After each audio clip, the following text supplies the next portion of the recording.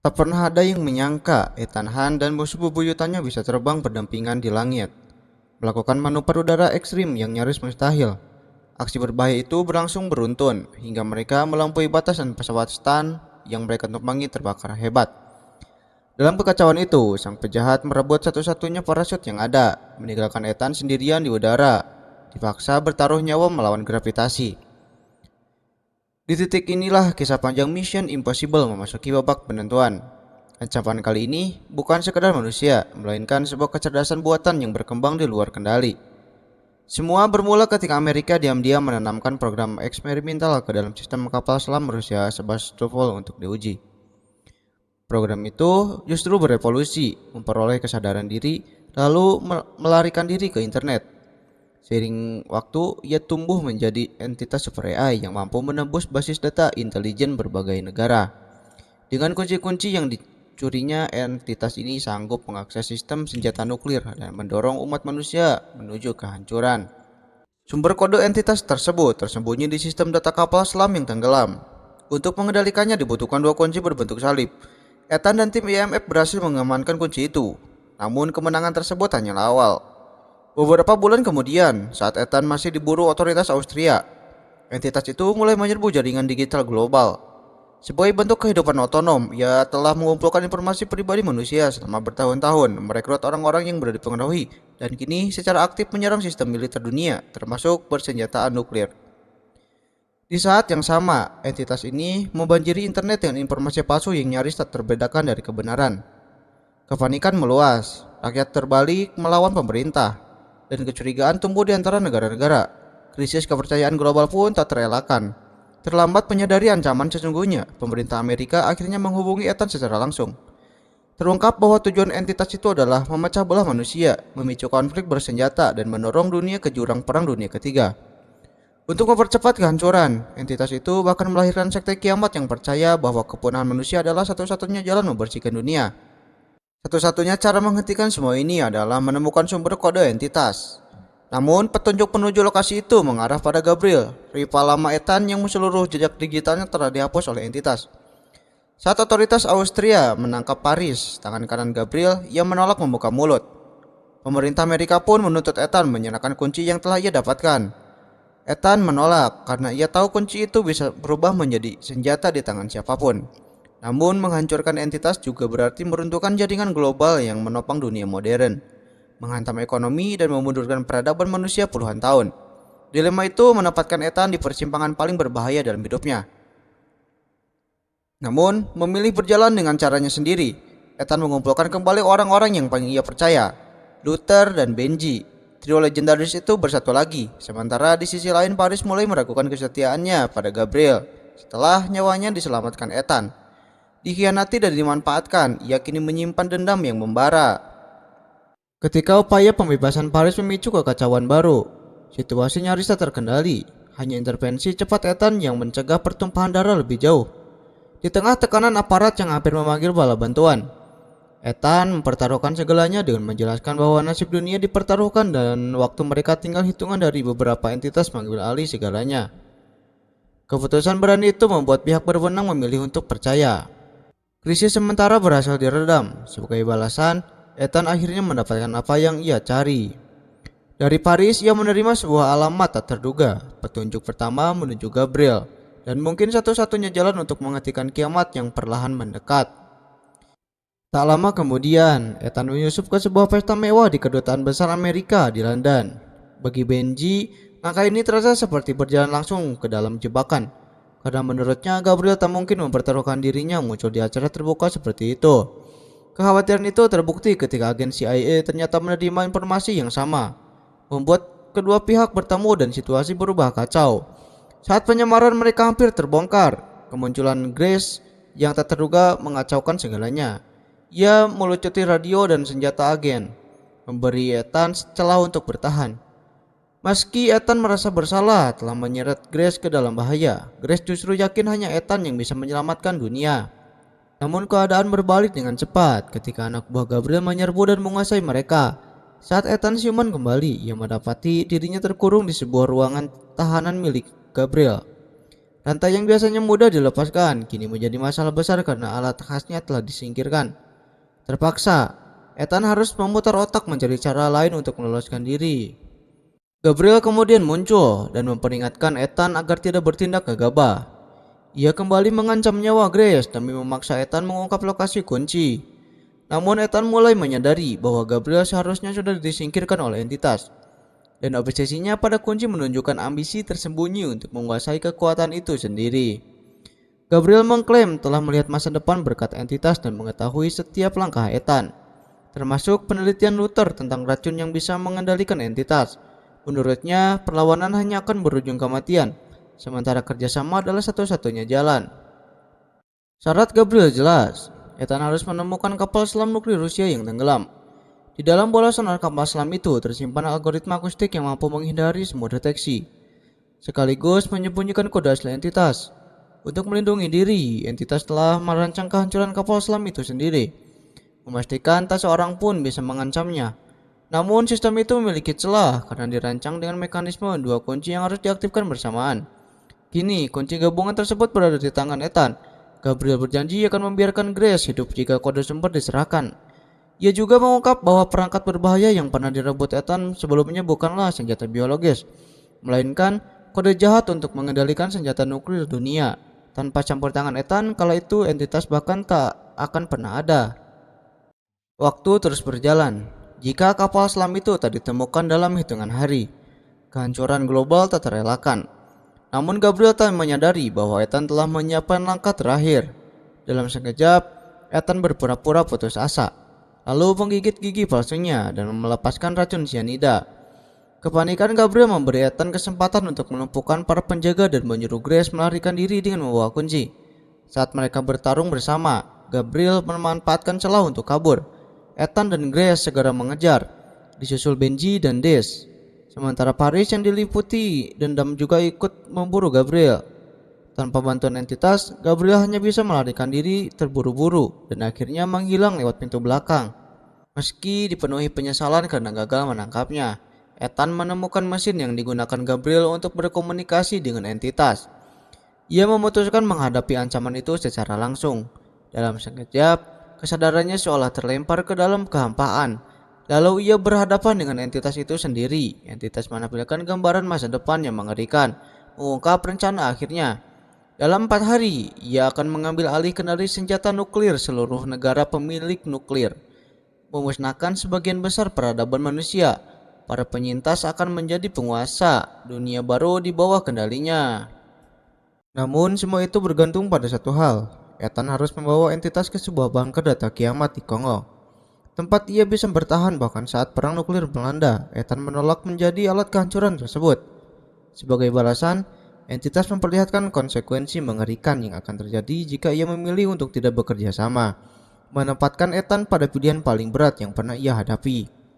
Waktu Ethan hampir habis, 4 hari lagi sebelum ia sempat mendapatkan kode sumber. Kapal selam yang menyimpan rahasia itu akan meledak. Ethan dan tim terbaiknya akan mati. Sementara itu, entitas buatan yang tak terlihat akan tetap mengambil alih seluruh senjata nuklir di dunia. Kiamat tetap terjadi. Lebih buruk lagi, entitas itu akan mengetahui bahwa Luther sedang menciptakan racun digital yang mampu melawannya. Segala sesuatu berada dalam pengawasannya. Dunia hanya diberi 2 pilihan, tunduk atau musnah. Entitas itu menyampaikan ancamannya dengan dingin. Selama Ethan patuh, ia akan mengaktifkan senjata nuklir secara selektif. Namun jika Ethan melawan, seluruh ledak di dunia akan dilepaskan sekaligus. Malam ini, Ethan ditakdirkan menyaksikan kematian Luther. Sebagai peringatan, ia diperlihatkan gambaran masa depan ketika kota-kota dunia lenyap dalam kilatan nuklir. Ethan melepaskan diri dari mesin itu dengan satu tekad. Ia tidak akan membiarkan entitas menang semudah itu. Ia memerintahkan Benji dan tim untuk bersiap menuju Pulau Mateo di Laut Bering demi mencari koordinat kapal selam.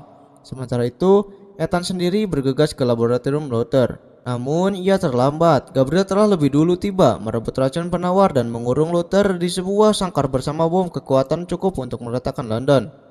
Luther masih bisa mematikan sekringnya, tetapi struktur bom itu rapuh. Sedikit saja rusak, mekanisme pengaman berbasis TNT akan meledak seketika dan Luther tak mungkin selamat. Keputusasaan menyergap Ethan. Di hadapannya, Luther justru tersenyum. Ia mengungkapkan bahwa hidupnya memang tak lama lagi kena kanker. Bertemu sahabat lamanya untuk terakhir kali sudah cukup baginya. Dengan hati hancur, Ethan membuat keputusan paling berat dalam hidupnya. Ia berbalik pergi. Begitu Ethan menghilang di lorong, Luther dengan tenang menjinakkan bom itu, mengorbankan dirinya demi dunia. Saat berhasil keluar dari terowongan, Ethan runtuh berlutut, dilanda duka yang tak terucap, namun belum sempat ia bangkit. Polisi datang menangkapnya. Ia dibawa naik pesawat menuju markas CIA. Di pusat komando darurat, Direktur CIA Kittredge telah menunggu. Terungkap bahwa selama Ethan menjalankan misi tanpa izin, entitas telah menyerang pusat kendali nuklir sebagian besar negara. Kini hanya Inggris, Amerika Serikat, Tiongkok, dan Rusia yang masih mempertahankan kendali atas senjata mereka. Negara-negara lain telah jatuh ke tangan mesin itu.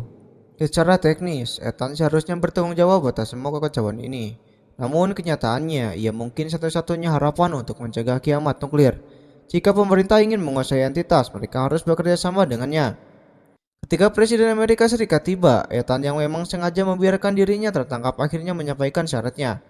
Ia membutuhkan kunci yang disimpan di kapal induk George Bush. Dengan kunci itu, ia harus menuju Samudra Arktik, menemukan kapal selam, membuka mekanismenya dan mengambil kode sumber entitas, lalu memusnahkannya dengan menggunakan virus.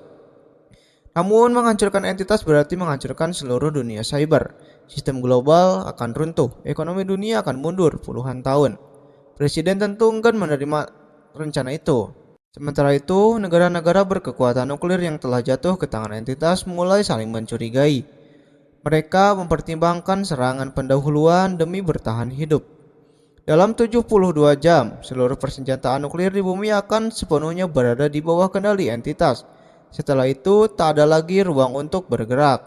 Presiden menuntut agar Ethan membuka lokasi kunci, agar pemerintah Amerika dapat menguasai entitas. Namun Ethan tak lagi mempercayai siapapun.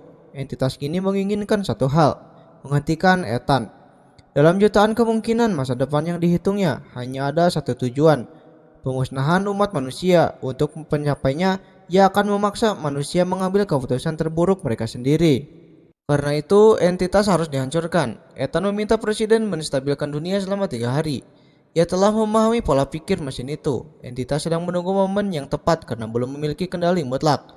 Yang diinginkannya adalah satu serangan penentu saat seluruh senjata nuklir dunia telah bersatu di tangannya. Belum lama kata-kata itu terucap. Kabar datang bahwa entitas berhasil merebut kendali nuklir Inggris. Barulah Presiden luluh. Ia memberi Ethan 3 hari. Entah Ethan berhasil atau tidak. Ketika waktu itu habis, ia sendiri yang akan menekan tombol peluncuran. Ethan akhirnya merebut kunci itu dan duduk di dalam pesawat angkut yang mengarah ke lautan Arktik. Di hadapannya terbentang sebuah kapal induk Amerika dan sang kapten berjanji akan mematuhi perintahnya tanpa syarat. Namun perjalanan menuju perairan di bawah yurisdiksi Rusia bukanlah hal sepele. Kapal induk Rusia terus mengawasi wilayah tersebut. Satu kesalahan kecil saja bisa memicu konfrontasi antar kapal. Bahkan berpotensi menyalakan api perang dunia ketiga lebih cepat dari siapapun yang diduga. Target Ethan adalah sistem pemantauan bawah laut. Jaringan sonar global yang mampu melacak setiap kejadian besar di kedalaman laut hingga titik paling presisi. Salah satu stasiun pasti mereka momen tenggelamnya kapal selam misterius itu. Jenazah kapten dan perwira pertama kapal selam ditemukan oleh suku Inuit. Menandakan lokasi tenggelamnya berada di sekitar lingkar Arktik. Titik terdekat adalah stasiun pemantauan di Pulau Mateo, Laut Bering. Apa yang bisa dipikirkan Ethan tentu juga bisa dipikirkan oleh Rusia. Dulu stasiun ini berada di bawah kendali Amerika, membuat Rusia enggan bertindak demi menghindari perang besar. Namun kini dunia berada di ambang kehancuran. Rusia tak akan ragu merebut data kapal selam itu. Ethan dan timnya harus lebih cepat mendapatkan koordinat pasti. Rencana yang disusun terdengar nekat. Ethan akan dibawa kapal selam menuju titik yang ditentukan, lalu menyelam sendiri ke kedalaman es. Setelah mendapatkan kode sumber, pemancar frekuensi tinggi yang ia bawa akan mengirimkan lokasi kepada timnya di permukaan. Mereka kemudian akan memotong es untuk menariknya keluar. Berisiko, tapi hanya ini jalan satu-satunya. Kapten akhirnya menyetujui dan menyiapkan helikopter Osprey untuk mengantar Ethan ke kapal selam. Selama kapal selam tetap berada di bawah permukaan, mereka bisa menghindari mata Rusia dan entitas misterius itu. Namun jika terjadi keadaan darurat, Ethan hanya memiliki 30 detik untuk melarikan diri dari kedalaman maut. Di sisi lain, Benji dan timnya tiba di stasiun pemantauan. Ia terus mengingatkan semua orang agar bergerak cepat dan waspada. Namun mereka bertegun saat mengetahui bahwa kepala stasiun adalah Bill, pria muda yang pernah ditipu oleh Ethan puluhan tahun lalu sebelum dipindahkan Sia. Bill telah menghabiskan 3 dekade hidupnya di tempat terpencil itu. Grace menjelaskan tujuan mereka. Mengejutkan, Bill ternyata sudah mengetahui keberadaan entitas tersebut. Namun ia menolak membantu, mengaku bahwa mereka bukan kelompok pertama yang datang mencarinya. Belum sempat situasi berkembang, sekelompok orang bersenjata keluar dari gedung. Sementara itu, Ethan terbangun oleh suara pilot. Kapal induk Rusia yang seharusnya berpatroli di garis pantai kini muncul tepat di hadapan mereka. Pesawat sudah berada dalam jangkauan tembak musuh, sementara kapal selam Ohio belum terlihat. Bahan bakar Osprey menipis dan jet tempur Rusia mulai lepas landas. Pilot hanya bisa memberi Ethan 1 menit terakhir. Peringatan dari pilot Rusia terdengar dari radio, menandakan pertempuran akan pecah. Tanpa ragu, Ethan melompat ke laut Bering yang membeku. Dingin ekstrim segera menggerogoti kesadarannya. Hipotermia mulai meredupkan pikirannya. Tepat saat tubuhnya hampir menyerah, beberapa penyelam muncul dari kegelapan laut dan menariknya masuk ke dalam kapal Ohio. Perlahan ia kembali sadar. Ethan menjelaskan misinya dan meminta kapal selam naik ke permukaan selama 15 menit setiap 2 jam untuk menerima sinyal dari Benji. Sang kapten terkejut, manuver itu berarti membuka posisi mereka, menjadikan kapal selam mudah dilacak atau diserang Rusia. Ia juga mengabarkan bahwa kapal selam kecil Rusia telah menguasai stasiun pemantauan. 1 jam sebelumnya, teman-teman Ethan memungkinkan besar sudah ditangkap pasukan khusus Rusia. Meski demikian, sang kapten tetap memilih membantu. Di stasiun, Benji dan yang lain diinterogasi. Bill bersikeras tidak mengetahui data yang dicari. Rusia menolak alasan itu dan menuntut koordinat pasti. Grace memanfaatkan celah dengan menyatakan bahwa tanpa kunci mustahil memperoleh bola sonar, namun kenyataannya pahit terungkap. Rusia ternyata sudah memiliki kunci tersebut. Yang mereka butuhkan hanyalah koordinat. Kembali di kapal selam, Ethan bersiap melakukan penyelaman terdalam dalam hidupnya. Sang penyelam profesional memperingatkan bahwa untuk menghemat oksigen, Ethan harus turun secepat mungkin, meski itu hampir pasti memicu gangguan saraf akibat tekanan yang tinggi. Saat ia tiba di dasar laut dan pulih, campuran gas di tabungnya takkan cukup untuk menopang pendakian yang lambat. Namun waktu dan pilihan telah habis. Ethan hanya bisa maju, menentang kedalaman yang tak memberi ampun. Tekanan di kedalaman itu sudah berada di batas mematikan. Jika terus turun, penyakit dekompresi pasti terjadi dan Ethan harus segera masuk ruang dekompresi. Atau nyawanya terancam. Namun sang kapten datang membawa kabar buruk. Sinyal yang mereka tunggu belum juga diterima. Jika ini berlanjut, seluruh rencana akan tertunda. Di sisi lain, Benji dan timnya diam-diam menyalin data. Sayangnya, para Rusia mengawasi dengan ketat. Sementara peralatan usang mereka terus gagal. Dalam keheningan tegang, Bill membisikkan kenyataan mengejutkan. Hard drive itu bisa berisi koordinat. Sebulan sebelumnya, sebuah ledakan besar terjadi di dasar laut. Bill telah memeriksa data itu dan menghafal lokasinya. Ia memanfaatkan momen saat istrinya keluar memberi makan anjing untuk mengirimkan koordinat tersebut secara rahasia. Grace ingin ikut terlibat, namun komandan Rusia mengirim anak buahnya untuk mengawasi mereka. Kapal selam segera mencapai bawah lapisan es dan hanya tersisa satu kesempatan terakhir untuk menerima sinyal. Ethan tak punya pilihan selain mempercayai timnya, namun tiba-tiba seorang perwira juga menyerang. Ternyata ia juga mengikut fanatik entity. Pertarungan pun pecah di dalam kapal. Sementara itu, Grace mengikuti istri Bill keluar. Mereka melancarkan serangan mendadak bersamaan dengan rekan-rekannya. Sayang, semua upaya gagal dan Rusia segera siaga. Paris bergerak paling cepat, melumpuhkan salah satu dari mereka. Kekacauan makin meluas. Komandan Rusia mencoba serangan diam-diam, tetapi Benji berhasil menahannya. Dalam pergolatan itu, bangunan justru terbakar. Benji mendesak Bill agar segera mengirim koordinat ke Ethan. Di tengah kacauan, akhirnya data itu terkirim. Ethan hampir celaka, tetapi seorang letnan perempuan menyadari bahaya dan menyelamatkannya. Namun saat lokasi dikonfirmasi, masalah baru muncul. Ethan berada di kapal selam yang salah. Koordinat itu berada di sisi lain Tanjung Harapan. Lebih dari 3.000 km jauhnya, kapten langsung memerintahkan laju penuh menuju titik tersebut. Pada saat yang sama, sebuah kapal selam Rusia kelas Oscar muncul di belakang mereka. Situasi berubah genting. Ethan pun mengusulkan rencana gila. Ia meminta kapten memperlambat kapal, lalu berbalik arah di titik yang ditentukan untuk memancing kapal Rusia mengikuti jalur yang sama. Di momen belokan itu, Ethan akan menyelam sendiri untuk menuntaskan misi. Kapten mengingatkan bahwa tanpa ruang dekompresi, ia tak akan bisa selamat. Ethan menjelaskan bahwa ruang itu memang tak pernah menjadi bagian rencana, karena Grace sedang membawa ruang dekompresi tiup. Hanya saja anjing-anjing kereta salju terlalu sulit dikendalikan, membuat Grace harus belajar sambil jalan. Saat itu, Ethan bersiap turun, waktu menjadi musuhnya. Ruang selam mulai terisi air. Ketika kapal akan dibuka, ia melihat kapal selam Rusia membayangi dari belakang. Meski berusaha menghindari jalurnya, Ethan tetap berhantam dan hampir terseret baling-baling. Ia berenang menuju bangkai kapal selam yang tenggelam, menembus ke dalam 500 kaki. Sebuah suara dilepas. Tulang-tulang seperti diremas tekanan, namun ia berhasil menemukan pintu darurat kapal itu dan membukanya dengan susah payah.